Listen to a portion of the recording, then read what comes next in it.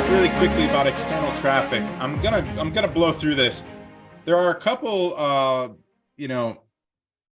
great case studies out there.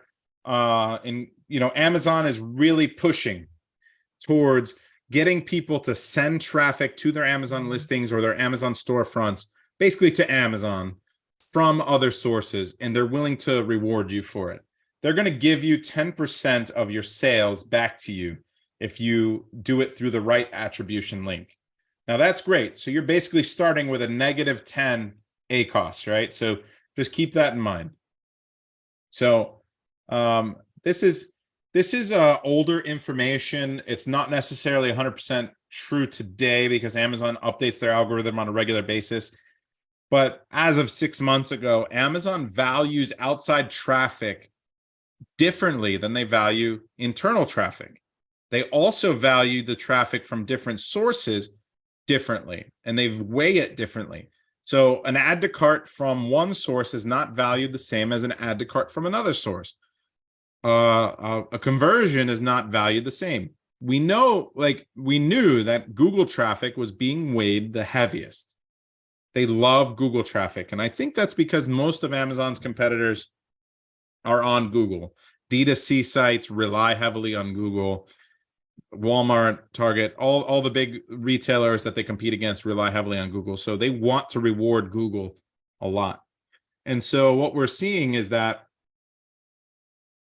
if you drive external traffic correctly, you can help improve your ranks on Amazon. Now, this is not the rank manipulation. This is the exact message from an Amazon employee during a webinar that they did with Amped. Now, Amped and Pixelme are two softwares that you can use in order to help manage your external traffic campaigns. Amped is limited right now just to Google, and they track 3 keywords, and they allow you to set up Google campaigns. And we've got a call with them that we did with the Inner Circle. We've got Pixelme, and we've got a really good deal with them. If you use our code, you get a discount. I think the code is Seller Systems. Maybe Marlene could put it in the chat if it isn't, or say it out loud. And Pixelme is one that has a dashboard very similar. They do attribution on Amazon. They help you track your outside traffic so you understand how much you're spending and how much you're getting back. But they do it from 4 different places. Now, they've been around for about 9 months or so, but they've been really developing a lot of their tools and improving upon them.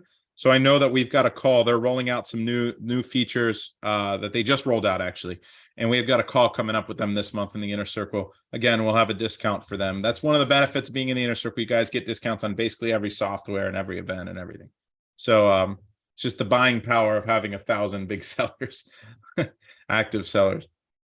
So what you need to do is just do the math. Now, it might be that your ACoS from Google is higher, even after you subtract the 10%.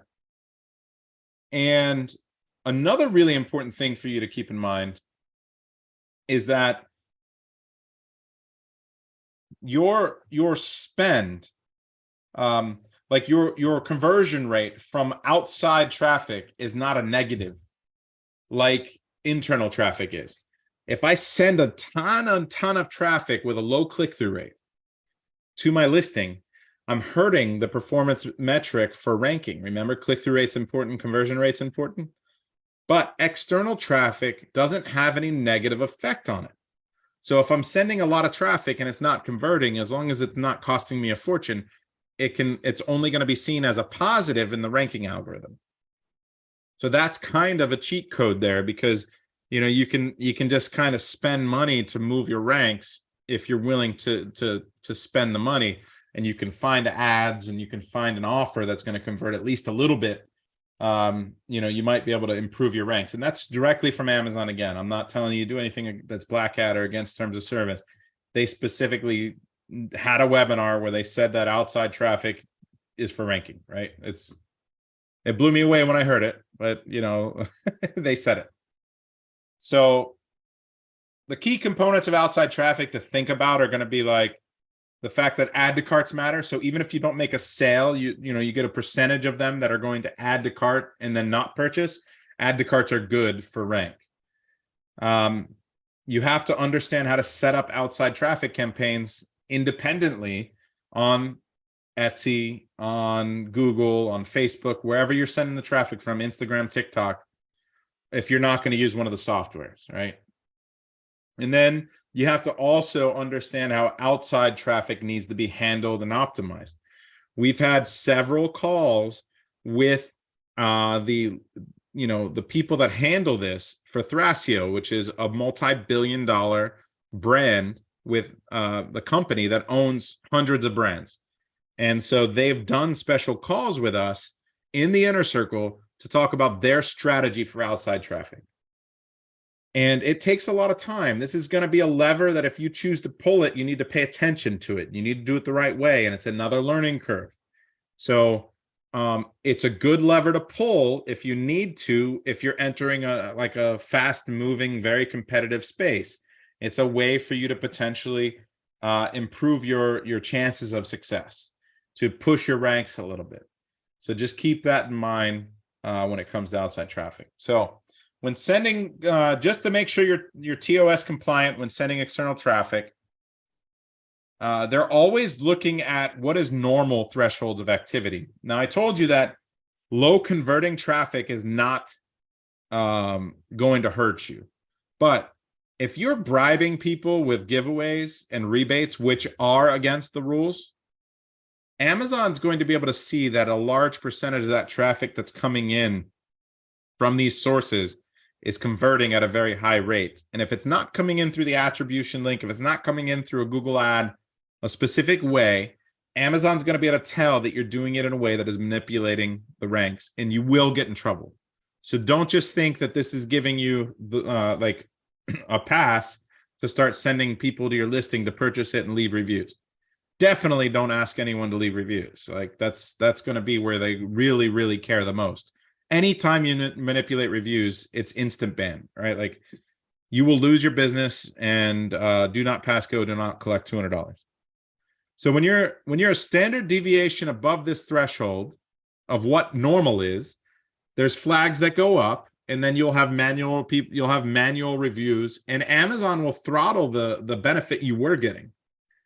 So I'll give you an example. Back in my day, a couple years ago, you could send people to go to your listing through a rebate campaign and give them a 99% off coupon. And if you did that 10 times a day, you could rank to the top of almost any keyword. Sometimes faster moving keywords that needed to be 50 times a day. Very expensive. You're basically giving away 50 products a day for 30 days, or 2 weeks, or 30 days, or 45 days. It's always expensive, but you could rank to at the top of any keyword.